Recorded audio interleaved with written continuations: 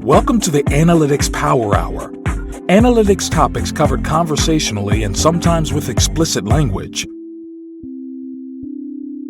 Hi, everybody. Welcome. It's the Analytics Power Hour. This is episode 272. It was pretty early on in my career when I learned that the way we tracked revenue and marketing differed from other departments. In fact, there were 3 different acceptable definitions depending on who you were talking to.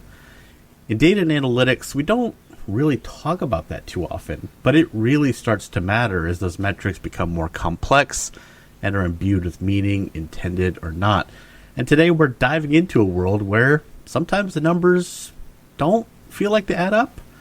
They go on these complex journeys involving weighted averages and obscure formulas and maybe a little sprinkle of dark magic.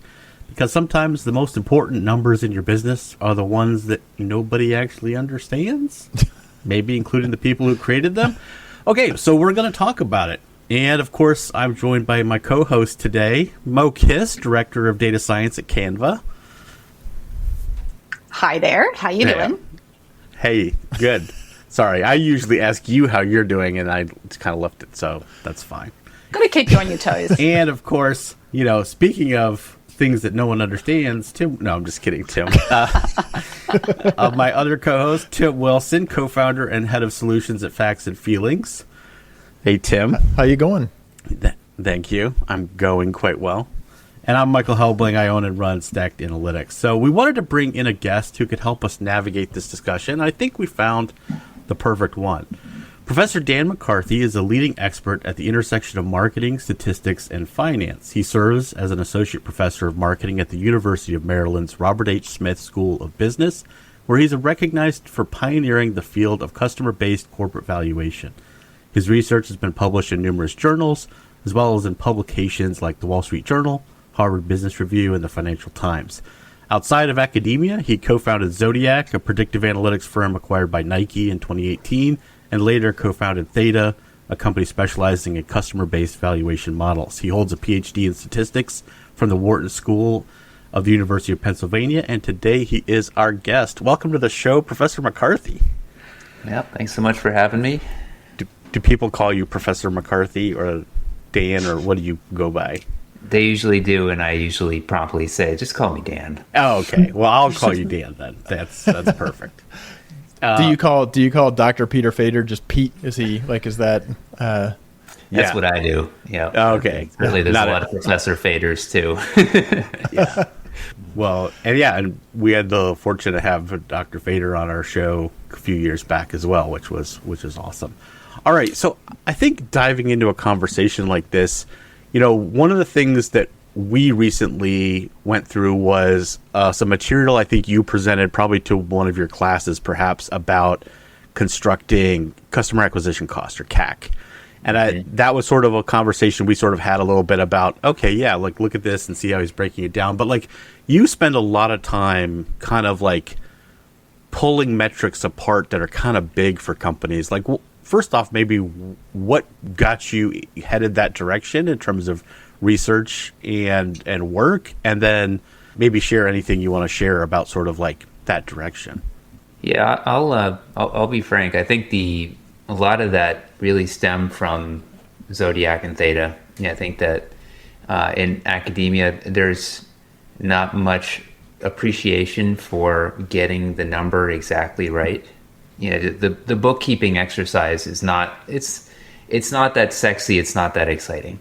But it's incredibly important, I mean, if you're a firm, it really pays to know, is my CAC $40 or is it $100? And depending on what you choose to include or exclude, you really can see these really big swings in the numbers. And because it's such an important metric, there's a lot of companies, public and private, that will basically do whatever they can to make the numbers look as good as possible. So for CAC, it would be to make the numbers look as small as possible. And so part of it is really to understand when you start like tearing apart pre-IPO prospectuses, what are you going to see and what is real and what is bullshit? Pardon my French.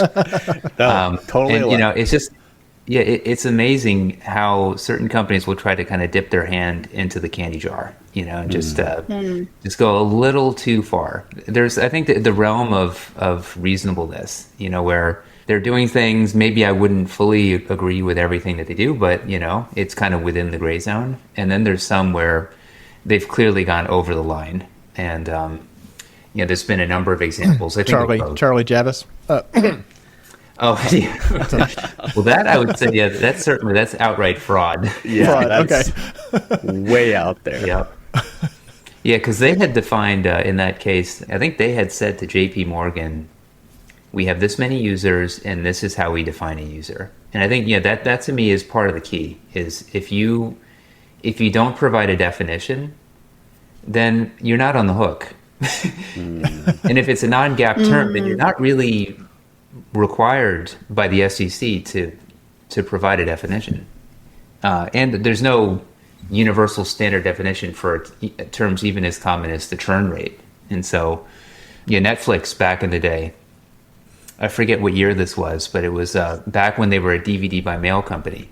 They had been hit by a class action lawsuit over how they had defined churn, and the investors had claimed that they defined it in a way that understated the churn rate. And I think it was that they were basically using like the number of, in the denominator, they were using the number of subscribers at the beginning of the period instead of taking an average of the 3 months. But the reason that the judge threw out the case was because they very transparently provided their definition of churn rate. And so if you really wanted to, you could kind of go back in and you can make other assumptions. So they said, come on. And there's no universally, there's no gap definition for the churn rate. Now, that's a very benign example. But in the case of Charlie Javis, they said, we have this many users, and they all created an account and did stuff. And they were all fake. Yeah, that just wasn't true. Yeah. But that's actually kind of an interesting, unintentional, interesting distinction between being well-intentioned, but it still gets murky or simplified, and maybe should not have been simplified, versus, I would think most people, they fall into, they're simplifying it. They may have some subconscious or subtle, they may have some motivations to pick a definition that, makes their CAC a little bit lower, but it's not overt, out and out fraud, right? So we're kind of playing more in the realm of, these things feel kind of benign and, I'm just picking whichever one makes sense, when in reality it matters. It actually does matter. Is that fair? That make any sense? I think so. Yeah, I think, there's different intentions for an issue. And honestly, for the churn rate, I'm not even sure it was a mistake. That's why I call it an issue. Yeah. Because God did not come down from the heavens and say, churn rate needs to be defined where we divide it by 3. In truth, even that's probably not technically correct. And I actually wrote a whole academic paper about how the churn rate itself is not a very useful measure. It really is not. And so... Can you say more? What happens is it tends to go down over time, is what usually happens. So if you think of a SaaS firm, usually you have a number of people, you acquire them all, and then you have a lot of people who try to churn early, and then you have some people who don't churn early, and usually they stay a lot longer. And so what ends up happening is it's as if the churn rate within a cohort starts off really high and then it goes lower, effectively. And so you could think of the overall churn rate as being this kind of weighted average of all of the churn rates of your cohorts. And so as you get older, more and more of your base are these highly tenured customers that don't really churn very much. And so you kind of expect that the churn rate's going to tend to move down over time from when the company was first launched to when it's a mid-sized company. And so it's not a sign that anything has actually gotten better. It could be that every single cohort is identical to the previous cohort, but the churn rate will move down just because you have this early shakeout that tends to happen when you acquire a group of customers. So, as soon as you start kind of going down that road, it's well, what are we really going for here? And yeah. It could almost be a negative signal if new customer acquisition is lagging, then churn would look better than it should because you're not even getting that new customer churn. That's one of the corollaries that actually sometimes when the churn rate moves down, it's a negative signal because it could mean that acquisitions is falling, because that means even more of your base is going to be the older customers because you're not bringing in the newer customers as much. So note to self, when a software as a service company starts touting their churn rate top of the page, dig deeper. Imagine this, your data, instantly wherever you need it, like having cold brew coffee on tap. Yes, data on tap, giving you that little pick-me-up. That's the dream. But in reality, it's more like data on hold. That is, until now. Fivetran, already the kings of automated data integration. They just acquired Census. Yeah, that Census. The reverse ETL pros. Which means now it's all connected. Source systems, check. Data lake, check. Apps like CRM and marketing tools, check. It's like your data finally turned 16 and got its driver's license. And stopped asking you for rides everywhere. With Fivetran and Census, your data just works. Everywhere, with more insights, less waiting, zero headaches. Fivetran, the only pipeline you'll actually want to maintain.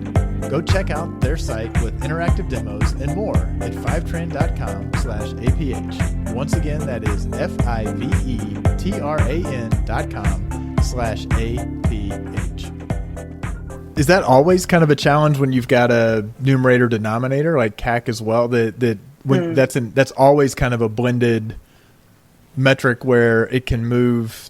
Two things can move it if it's a ratio, right? Like that. Does that always?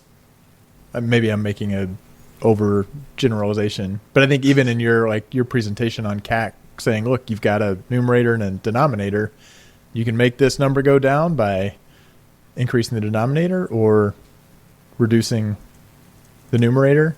Mm-hmm. So, yeah, make the numerator smaller, make the denominator bigger. But yeah, so it's almost like there's kind of a different set of issues with CAC.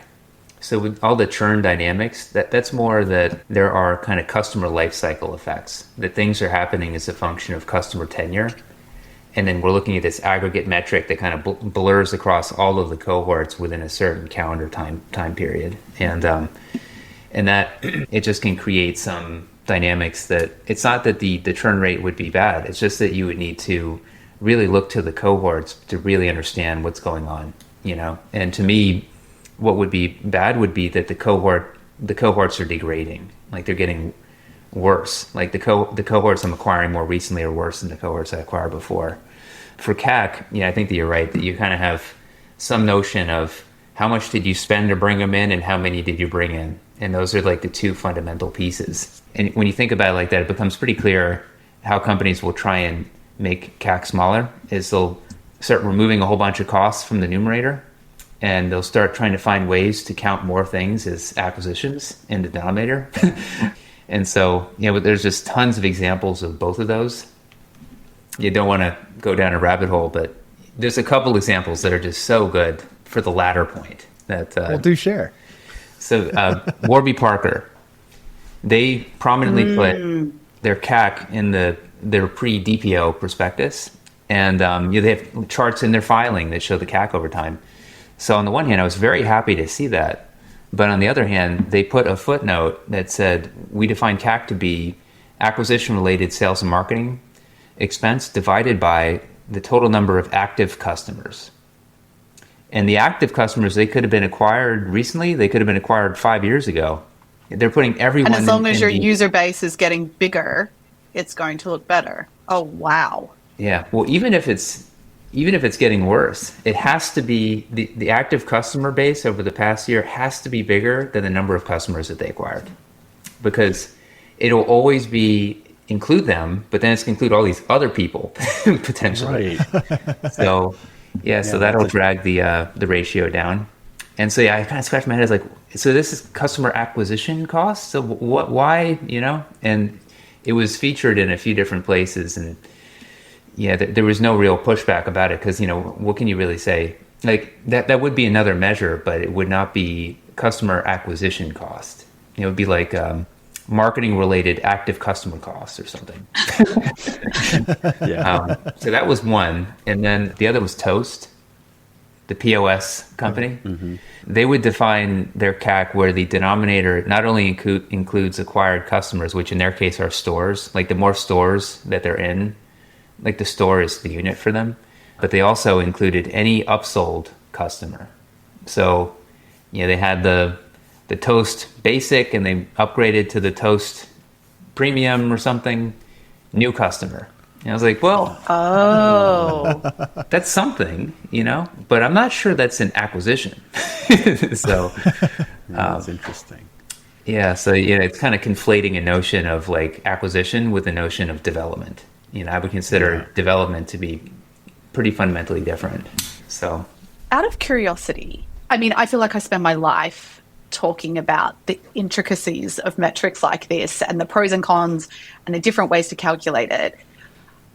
And I don't know if this is controversial, but is the problem the way you choose to define it, or is it a bigger problem when you change those definitions? So like we calculated CAC one way, now we're incentivized to make this number bigger, this number smaller, so we're going to change it. Is like, what's the danger zone for you? Is it the definition to start with, or the changing of it down the course? usually for me, it's the definition to start with. Like I've got a pretty wide latitude where I would say this is it's in the fairway. I can kind of quibble here and there, but it's largely reasonable, or at least it's kind of in line with norms.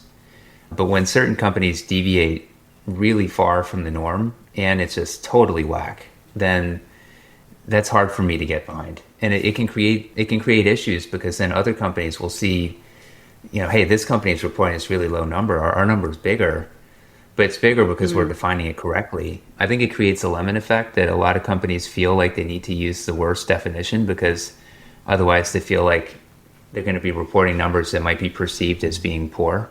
I think the other thing is, usually, at least from what I've seen, most companies, when they start disclosing a metric in their filing, usually they don't change the definition. Usually the thing that they'll do in the public filings is they'll stop disclosing. And so they'll say, we used to disclose the churn rate. Now it's not relevant for our business. We're doing X, Y, and Z, whatever. So we're just going to stop sharing that anymore. And, Netflix is an example. Actually, just last week was the first quarter in their history where they stopped disclosing the total number of subscribers that they have. And that was just, it's like, there's like a piece of me that dies when I see that, And then they give the reasons, just to say that you're going to not disclose it, it's important, but they start saying all these weird reasons why it doesn't matter for them anymore. Like, we're moving into advertising, and you're like, well, if you're moving into advertising, it's even more important now, because you need to know how many people you have and how much they're watching, right? Because that's what determines the amount of time that people could be exposed to ads. But there is kind of an allergy to a corrective. Like, I feel like there's sort of two things that can happen. And using Toast, I don't think this was the case, but if Toast was selling and they only had one offering when they were new, and then all of a sudden they said, oh, we have another offering, and then somebody somewhat innocently was, just because the way the data, they'd just been counting the number of rows in this table, and then the way that the data got captured, because nobody was really thinking about it along the way, said, oh, we just keep counting the number of rows in this table. And then by the time somebody says, wait a minute, maybe this doesn't make sense, then they're having to have a discussion of saying, wait a minute, if we correct that definition, and this is all, I'm sure, not the case, but I think of times like when Facebook kept screwing up some of their metrics for like what a video view is. I mean, I feel like in digital marketing that happens all the time. Like, what is an impression or a viewable impression, or a video view is a great example, because it's video views kill me. Yeah. Is it they start the video, they watched at least 10 seconds, it was auto playing, is included, isn't included. And it does seem like it's this combination of forces. One, like, what's the incentive to make the metric look as good as possible, but also it's not really thought about somebody just came up, some mid-level analyst was like, well, I've been told to pull this number and I found the way to pull it, and wasn't thinking through, connecting back to, wait a minute, what is this really trying to measure? And I've got multiple parties who I'm trying to use one metric to serve multiple people. Back to the revenue example, Michael, like you can have multiple definitions of revenue and they're all correct because GAAP revenue is for one reason, raw bookings are for another reason, but people want revenue to be revenue. And then you wind up in these arguments about like, but what's the right definition? And that's a case where it's like, well, they're all right. They're serving different purposes. Sorry, I think I just headed down like 6 parallel paths. So if any of those made any sense, feel free to run with it. Well, I think the key is it is helpful to have kind of proper definitions. And I think it's okay to have what I would call like a taxonomy. And so, revenue, I'm not sure I would say revenue should be the same as bookings, but I like the fact that we have the term bookings, So I think as long as it's clear, because otherwise then when someone says we did this much in revenue, then you really don't know what that even means, Used to drive me nuts because but I think there are a lot of people who think revenue is revenue. And so when they say revenue, they don't know what a booking is. So somebody simplifies it and says revenue, and then bookings versus billings. Like I remember like shouting, well, metaphorically shouting from the rooftops, because I was like, we had 2 different people referring to revenue in reports out to the company, and one was referring to bookings and one was referring to billings. And I was like, you're confusing everyone because these 2 back-to-back sets of slides don't make logical sense. They're being reported by different departments. Better off to say, I'm reporting bookings and this is what a booking is. But wait a minute. Sorry. I think I just went down a little PTSD path there. Can I go down a totally divergent path then? Please do. I actually do love to talk about CAC, and I also love to talk about LTV to CAC, purely because I feel like it's a metric so many people just like roll off their tongue, and like investors and boards and everyone, like it's just something conceptually people seem to mostly get. And I think the thing that's top of mind for me, so like one thing that really stood out from some of your work was talking about the like lead lag between spend and marketing. And I guess I'd just love to hear from you, like, how do companies ultimately do this really well, noting that there are so many players in the market who make kind of poorly incentivized decisions? Yeah, it's a really hard question because when you start disclosing these measures for external stakeholders, I think the goal is often a little different than if it's purely to help optimize your business, because usually if you're trying to optimize your business, you probably want more granular measures. They might be division specific. You can get a lot more in the weeds.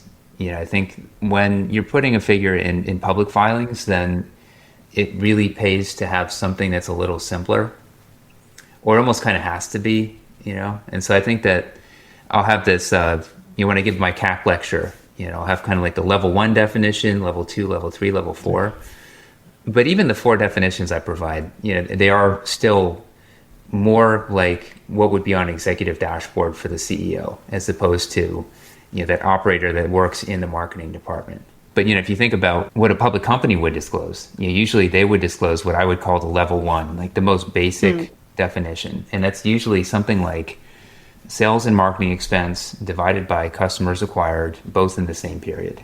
And, it's not the best definition for many reasons. And, that's why we kind of peel back the onion. But from an external reporting SEC disclosure standpoint, it's so simple. And it's also probably the most common. It's the most commonly disclosed. So you also then have the ability to have some comparability across firms. Whereas, if you start kind of messing around with leads and lags in the public filings, it becomes a little bit, it makes them very hard to compare to one another. And it's kind of yet one more like degree of freedom that you're providing to companies. And I just worry a little bit that they're going to again, dip their hand into the cookie jar, and for growing companies to start going with these crazy long lags. So, because that will make the denominator a lot bigger. So, do you think there's a challenge though when we're talking about CAC specifically, like? Because there's like different levels of business maturity. And I suppose the thing that I'm kind of trying to grapple with is I feel like the data folk often in the team who are doing the work, like they understand this complexity. Like we were having a discussion about LTV the other day, and it's like we can get into the weeds and be like, this is the way we would think about it here, and this is the consequence of projecting out further, and like all these different caveats. But for the business, and particularly for the leadership team, like I do think they think of that like level 1 CAC definition and probably don't fully appreciate like the value of getting to the level 4, like all of the intricacies. Like how much do you think you can drive that conversation versus how much should you just try and like tailor it to the different stakeholders and their requirements, I guess? Yeah, it's a really good question. I do think if I draw a pretty fine line between internal and external. If you're the CEO of the firm, you should really care about like the best definition. That's like the most going to drive the best possible outcome for the firm. I mean, so yeah, I think hopefully it might be a little more complicated, but hopefully everyone can kind of get around that as being like, I'm okay to kind of take the cough syrup because I know that it's going to lead to my firm making more money. So now I do think executives, they kind of serve two masters. Like there's obviously long-term shareholder value creation, which that's where the pedal hits the metal, but there's also hitting guidance. And I've just heard so many examples of these really, really big e-commerce firms where it's kind of more for metrics like the number of active customers. That they know they have a certain customer count number that they've guided the street to, and we're getting close to the end of the quarter. What do we have to do to be able to hit that number? And they start doing some things that they probably would not have done had they been purely focused on long-term value. So I think it's just kind of an example where hopefully in an ideal world they should be focusing mostly on the best possible definition, even if it's a bit more complicated. But then you kind of have to acknowledge that in the back of their mind, they're also going to be thinking about any measures that they might be disclosing to the street. And, that it might cause them to focus on both. But at least it should be both. It shouldn't be only like the simpler definition that they provide to the street. Well, so what about a pre-IPO scenario where maybe you've got something like monthly active users? Where you're like, do we include the free users versus the other ones versus people who are actually paying? Is that one where you can kind of count on the sophistication of the investors? I mean, I don't know if you've seen that, and I'm not now realizing this sounds like I might be talking about another co-host's company, and I have no idea how that company worries about that sort of thing. But like, what about there's the street, and the street's reaction, there's kind of the like at what point when there are external parties that you're trying to serve, are there cases where you're like, this is a small enough group that we can have a more nuanced definition and they will both, they'll skewer us if we have the simplistic definition because they'll realize where the numbers feel a little fudged, but they'll also be able to get on board with us and figure out what the nuances are. Does that make sense? Like, yeah, I guess it's another frame of the, how much do you trying to weigh the simplified versus what's better when tied to a better measure of value or progress. How much do you have to, that's like another audience. There's the executives who have to be able to internalize it and speak to it. If you're public, there's the street and the analyst's ability. If you're not public, but you want to be public or you want to be acquired or something else, they're the people you're selling to and you're trying to maximize the value you realize that way. Are people generally sophisticated enough to get on board for the more nuanced definitions? I think private investors, you probably can be more, they'll be more sophisticated. But I think, also being on the other side of the aisle as a person who started a few companies, I think you're also keenly aware that anything you say can and will be used against you. So you start disclosing a metric, and I think, as we were talking about a moment ago, like, then people will wonder, if you stop disclosing, why did you stop disclosing? Like, there must be a rat. And so if you get really sophisticated and granular and you start giving them all that information at the beginning, if that starts to kind of like plateau or there's some noise in the data, you're going to have to probably continue to disclose that.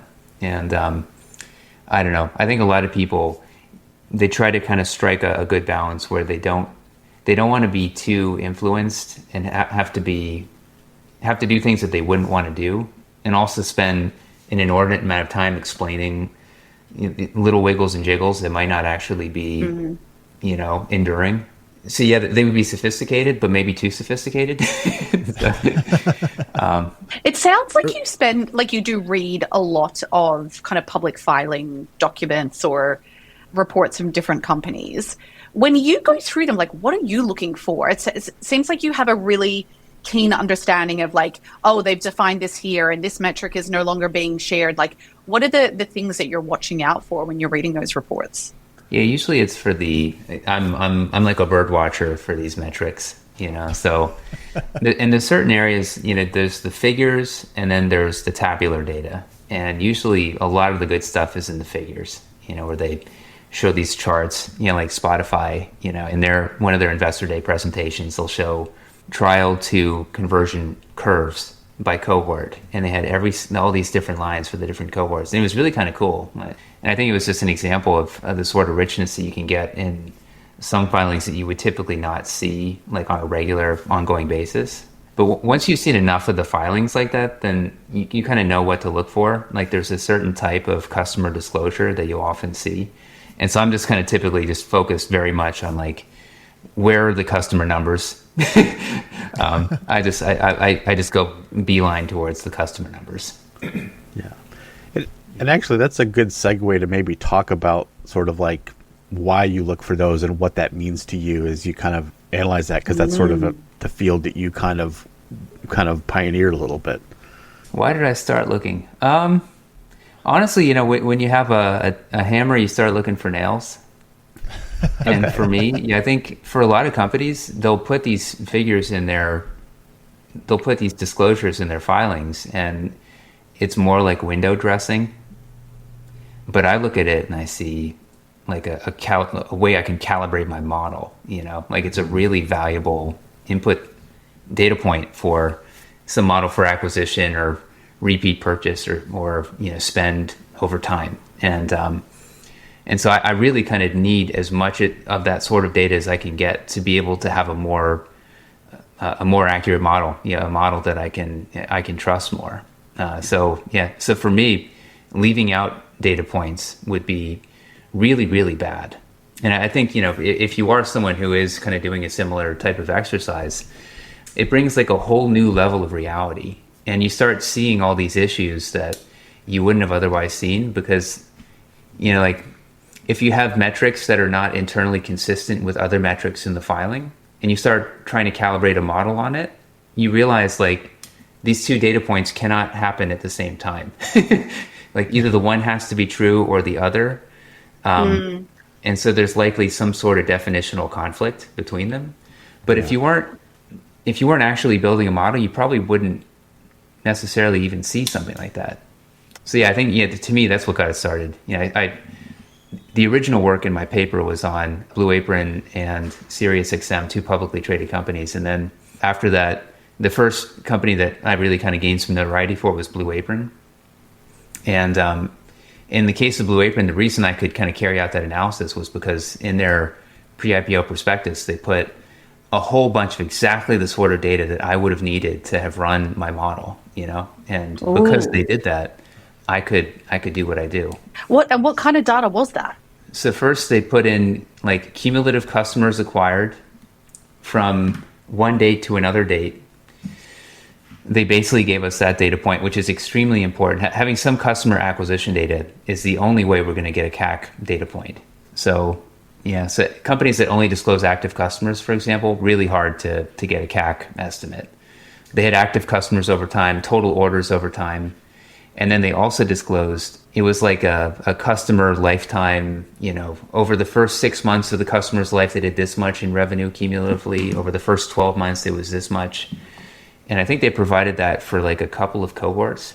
So that information is really helpful to be able to calibrate these sorts of models, because it gives you like a longer lifetime view of how these customers monetize. And usually that's typically very hard to get unless you have some kind of cohort level data. I want to jump to something else that just sort of I'm curious about, and maybe you have a perspective on, which is, we've been talking about some of these metrics and how they're not necessarily governed by GAAP, and maybe the SEC doesn't really probe them too deeply. Is there interest by like FASB, the Financial Accounting Standards Board, to like define these? Like, are we outrunning the standards currently? Is that kind of what's happening here? Yeah, we've spoken with FASB actually, and we had submitted a letter. We were trying to get a case open about it, and they were very interested in it. And we've also spoken with some of the people at the SEC, just some of the economists there. And I think the big issue that the people at FASB had is that it's very hard to have like a one size fits all rule for any measure. Sure. I think that like the churn rate for a B2C business, versus a SaaS business, there just can be these different norms. And if you have a conglomerate, like there's all these weird edge cases you start going to, like, what is a customer, And if you operate in multiple different business lines, then you can consider that customer to be like the same person could be a customer at multiple of the business units, or it could be at the full, at the overall company level. And then there's like concerns about not, different companies can have different levels of trackability of the customer. So if you have a business like grocery stores, some purchases are made in cash. Some grocery stores have loyalty programs, others don't. If you don't have a loyalty program, it's probably be harder for you to track how many customers you have. So it's like, you start getting really bogged down. So I think basically what that can motivate is not having like broad sweeping statements that apply to like every single firm in every single industry, but maybe that makes sense. Like a narrower definition, like this applies to SaaS firms. We kind of treat the SaaS firms in a more homogeneous way. So I think that's kind of where we ended up leaving it. I think that my hope is that we have kind of informal standards that we can get to, where like within SaaS, there's the net revenue retention rate. There's certain metrics that you typically will see in SaaS, but you don't really see them a whole lot elsewhere. If we can get everyone to disclose like that sort of data point and use the same definition for it, I would consider that to be a win. So I think, informal standards is probably the best that we're going to hope for. The other big trend is that we're not in an environment of growing the number of disclosures. And, when you speak with people at FASB, there's been this big trend away from IPOs in America. Our market share of IPOs is just terrible. We represent like a shrinking, and fewer companies are going public, and they're really concerned about it. And so imagine if that's kind of the backdrop, and you're like, here's 5 other rules that you need to do, disclose all these other things and jump through these hoops.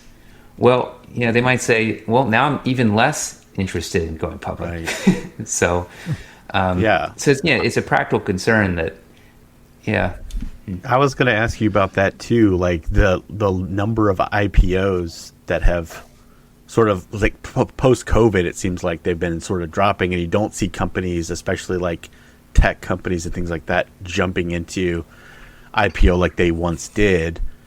I don't know. I mean, so obviously like adding more regulation might do that, but do you think there's even like some chilling effect of like even pushing the numbers they use internally out publicly is just sort of like, we don't want to deal with it? Like, I don't know what your thoughts are on that.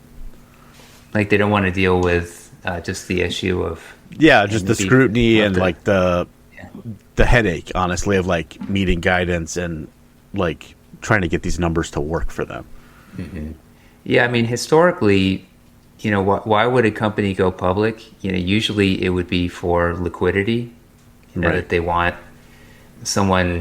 they want an open market for their stock, and easier ability to raise equity down the line, instead of having to do the F round and then the G round and the H round. So to kind of have a market like that, that can be a plus. But yeah, I think, increasingly, I think companies are just raising more rounds and staying private for longer. Yeah. But yeah, it is kind of interesting that of the companies that are going public, a lot of them are not profitable. Like most of them are not profitable or weren't profitable. I think we've had this chill. So, but kind of even before the chill, the companies that were going public were more mature and less profitable. So yeah, I guess, it would make sense for them if those are the people who can benefit the most from having, a more liquid market for their equity, that can be sensible. But, I think it also is just incredibly expensive to go public. So yeah, so I think, the cost benefit may not be as good as it used to be. Going back to the discussion of kind of the standards, just because my skin starts to crawl, like some of the desire for having standards, like I think articulating like all the reasons that it's tough to try to define a standard. I do feel like there are cases where companies, they sort of hunger for this standard because they feel like then they'll get a benchmark that they compare themselves to. Whereas it seems like, as you articulated it, the best thing to do is to try to have a metric that makes the most sense for your business, that over the long term is a predictor of, maximizing discounted net present value of cash flows, whatever. And when you start to try to put definitions, I feel like there's a tendency for internal, like we did a whole episode around benchmarks, which I mean, I get triggered on because people want to say, well, what's the norm? And I want to be above or below that norm. And then I'm incentivized to tweak my definition where I can to kind of beat that norm, as opposed to really thinking about the fundamentals of what is my company's strategy? What is the nature of my business to how should I define a customer? How should I define? Yeah. Can I throw in an example? I thought the one, Dan, that you just referenced before, I really wanted to dig into, and it kind of ties in with Tim's point, so I'm just going to jam it in there. To do with even how you count customers, right? Like, let's say we're going to develop a standard or a norm for how you count customers. The point you made before is spot on. What happens if you have multiple business streams and a customer exists across different business streams? In your opinion, what should the norm there be? Should it be that it's like a unique person? What happens if a person has two different accounts? How do you create those norms? Because the reality is those, like you said, Tim, each company is so unique. Creating standards involves a level of commonality, which doesn't always exist. Yeah, it's different. First, as a customer centricity person, the whole argument for customer centricity is to break down the silos. We need to think about the holistic value of this customer across the firm. And if we're getting revenue from division A, but it's just cannibalizing from division B, didn't do anything for us. So from a customer centricity standpoint, that would argue for a holistic definition of the customer that spans the enterprise, because that gives you more of a North Star that the whole company can be aiming for. We want to expand the overall value of this customer to the firm. So I think there's a real place to have that metric. But, if you're a conglomerate, does that really play out to the same degree? I mean, maybe, but like Berkshire Hathaway, you got See's Candy on the one side, you got Geico on the other side. I don't know. Yeah. Does it matter if I'm a customer of both? Yeah, and how the heck am I going to tie that customer together? There's just no way, So, but even, does that go down even to the level of take J.P. Morgan Chase, where they've got business banking and consumer banking, and while they, on the one hand, they want to have both, but the nature of somebody in their personal consumer life. I mean, there are cases, super high net worth people maybe it kind of blends, but like that feels like one of those where That'd be separable. a customer in business banking is a company, a customer in consumer banking is either a person or a household or something, right? Yeah. Or, for Verizon, they've got a small and mid-sized business unit. Like, that'd be very clearly different from consumer on so many levels, And I don't think that you would benefit, and you'd probably be harmed by trying to lump them all into the same bucket. Because then... Not that you don't want to market and try to detect the ones who can be cross-sold because they're an individual and you can detect they also run a small business. But that feels like, okay, well, that's a measure for how many of these people can I expand my share of the overall wallet or something. Mm-hmm. Man, this is hard. And, the other thing is you have people who are probably assigned to those units. And, especially if it's a very large, if they have a very large portfolio of company, like you have these apparel holding companies, that have multiple different brands within them, Anthropologie, Free People, and, you got the Free People, and you've got the Anthropologie people, and they're going to try to grow their business. But, I think that it can pay to have someone that kind of sits on the top of them, that can help better understand what's going on overall for the firm as a whole. And, but, practically speaking, you're not going to have one person. You're not going to have everyone who's cross-functional across every single brand within the apparel portfolio. So I think you end up having to at least keep track of, you probably ideally would want to keep track of both.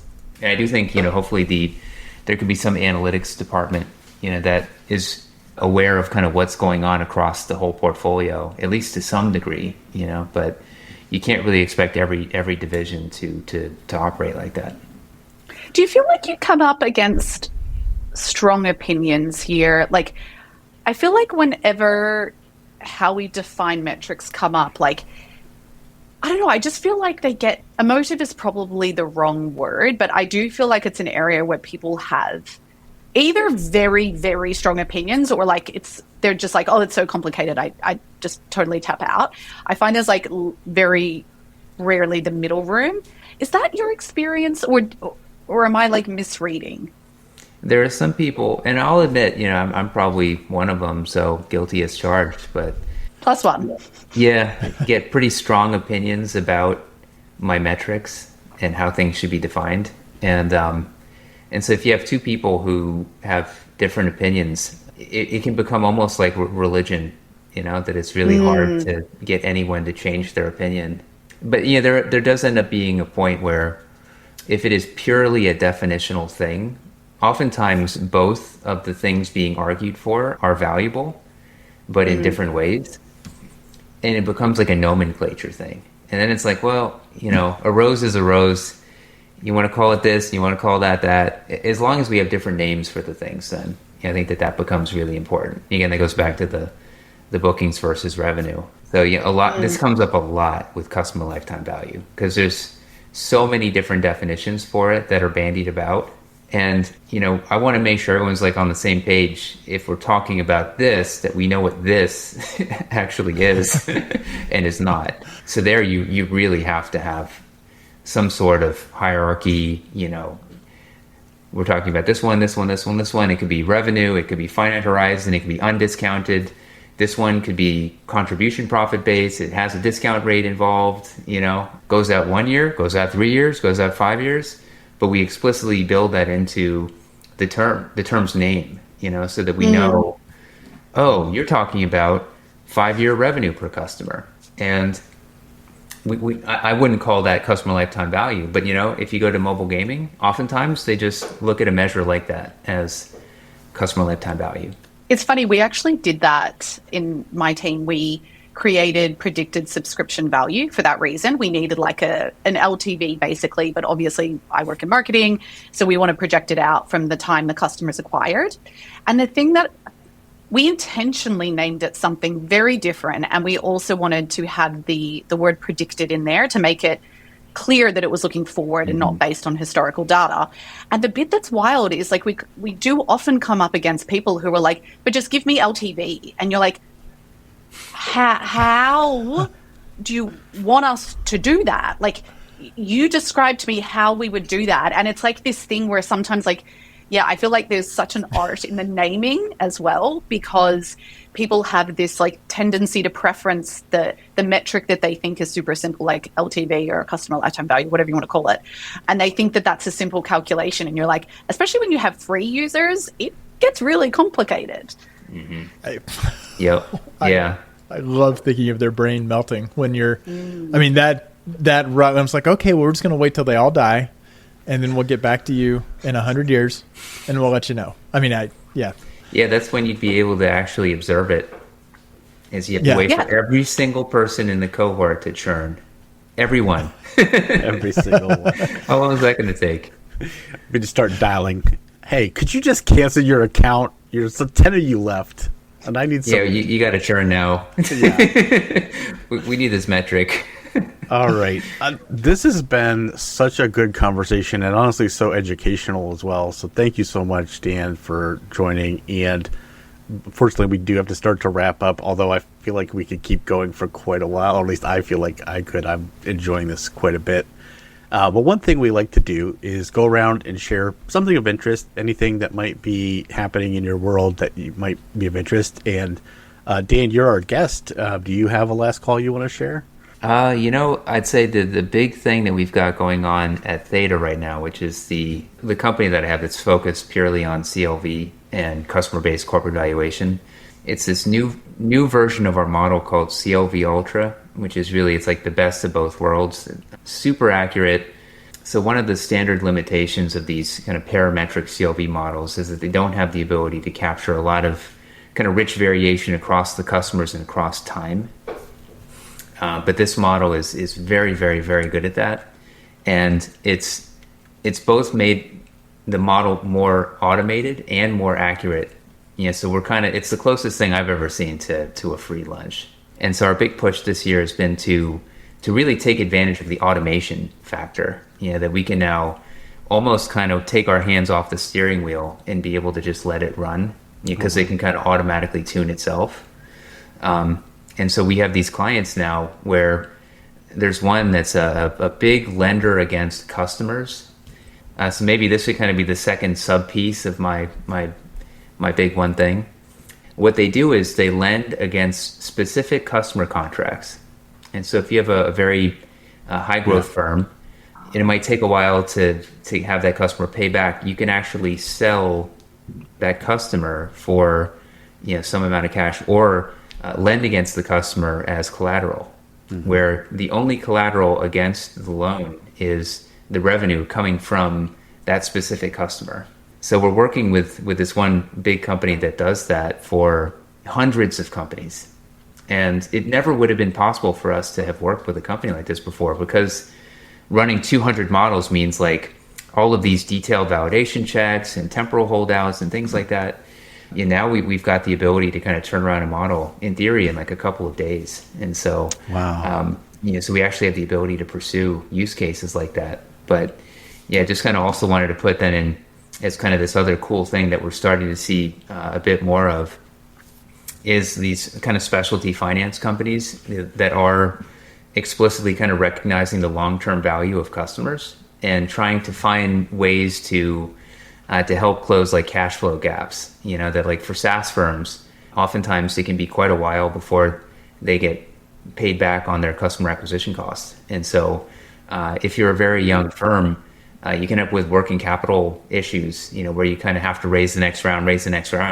But it's because you have so many high value customers that you know that you should be acquiring, but you feel like you end up in this weird tension sometimes where if the payback period happens to be 2 or 3 years, you don't want to give up all of the equity that you've been working so hard to maintain. So if you can have some non-dilutive way of being able to lean on the customers that you're acquiring, at least some of them, to help close that working capital gap, it can be really good for everybody. So I think large scale use cases like that, coupled with a model that gives you predictions at the individual level, I think will be really, really helpful as we kind of look at over the next 5 years. That's cool. Thank you. Oh. Awesome. All right, Tim, follow that. No, I'm just kidding. What's your last call, Tim? Yeah. Ooh. That was a mouthful, but No, that was no, that's interesting. So mine's also a twofer. I just want you to feel good about, you had a couple, so I'll but they're kind of related because one is a David Epstein piece where he talked to Alex Hutchinson, who recently wrote The Explorer's Gene. So the name of the piece is Why You Should Get Lost More Often, and it's kind of like an overall exploration of kind of why doing hard things actually helps, and kind of dopamine and all these different reasons that not getting stuck in a rut makes sense. And it reminded me of an old Cautionary Tales episode from 2021, which I probably last called back then, that was Frittering Away Genius, about Claude Shannon and some of the goofy stuff he would do. So they're all kind of bundled up in a case for doing stuff outside of your comfort zone and how that can pay dividends beyond just doing that thing. So that's a mishmash of two or three bundled together. Awesome. All right, Mo, what about you? I don't know if that counts as one or three last calls. It depends on how we're calculating the metric. Oh, boy. There we go. All right, Mo, what about you? What's your last call? Mine actually is very topical for once. Mine's almost never topical related to the show, but this one is. I recently read The Chairman's Lounge by Joe Aston, and it is phenomenally interesting. It was not what I expected. I thought it was going to be a book about all the gossip that happens. So Qantas is Australia's national airline carrier, and I thought it was going to be all the gossip that happens in the private lounge. No, it goes into all of the financial detail and the workings of the company and the CEO and his performance. And the bit that actually is super relevant for this is it goes into Alan Joyce was the CEO very famously. And it goes into a lot of detail about how he changed things that were reported publicly. So for one, instead of looking at traditional net profit, he started to change the definition to underlying profit, and then would exclude a whole bunch of costs like redundancy payments and legal fees and other payments to make the company performance look more positive. He also started pulling things out of their annual report, like the average age of aircraft, which was a statistic they'd always shared. And it was because basically he was running the aircraft down. And so the average age was increasing dramatically. And anyway, it was honestly just such a fascinating read for me, because I've not really thought deeply about the short-term incentives for CEOs a lot in the past, and it just made me realize how a really nefarious self-interested CEO can have such a detrimental impact on the long-term performance of a company. And I just hadn't it was such a good use case, and it is very well researched, phenomenal read. So highly recommend The Chairman's Lounge by Joe Aston. Dan's salivating. He's like, "Oh, if I had read their disclosures, I would have nailed them." Man, that is very interesting. But that is what you typically see, that this disclosure is strategic. I mean, you kind of expect it to be. They'll start disclosing things that, lo and behold, look better over time, and they stop disclosing things that, lo and behold, look worse over time. So, imagine that. Michael, what's your last call? Well, mine's a little bit of a departure, but it might be less of a last call and more of a public service announcement. I'm not sure. This is my Andy Rooney time. I'm a big fan of AI, and I think a lot of us are. But I've noticed something when I speak to people and I'm out there in the world talking to people about AI. I'm noticing that people are putting a lot of personal connection and even sometimes emotion into their interactions with LLMs. And I guess what I'm using my time today to say is, please do not do that. They're not your friend. They're not a person. They're a computer. And I know it can be hard because I think there's even incentives on the LLM side to make you feel like you're talking to someone, but you're not. And that's it. That's all I have to say. I'm sorry. It's just on my mind a lot because I hear people I think are actually really smart, talking in ways about how they interact with LLMs that is just, I don't think it's good. I don't think it's healthy emotionally. And okay, but yeah. I use please and thank you when I talk to my Google Home because that's a I'm not behavior I saying want to that. instill in my children. Where's the line here?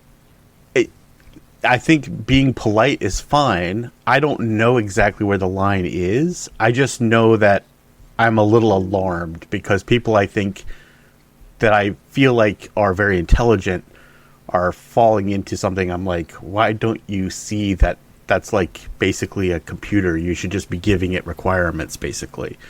And I don't know. And maybe I'm wrong, and I just need to open myself up to embrace AI that loves me and deal with it. But anyways, that's my last call. All right, that's maybe a whole other episode. I'll just say the Slate's Political Gabfest had like the guest, one of the guest co-host and one of the co-hosts got into a raging debate about that with different rationales for and I could be all off. I don't know. Why not? I feel like there's but I'm pretty sure I'm right. And so, anyways, let's go on. All right, let's wrap up the show. You've probably been listening to the content of this show and being like, wow, where can I learn more about this? What can I interact with this conversation? Well, we would love to hear from you, and you can reach out to us on LinkedIn or the Measure Slack group or by email at contact@analyticshour.io. We're also going to include in the show notes on our website links to some of the stuff that, Dan, you've been talking about, like the CLV Ultra and Theta CLV and some of those things, so they can get some exposure to your work. And I know you're active on some social media somewhere. Do you want to share that with people if they want to follow you? LinkedIn is now my main platform.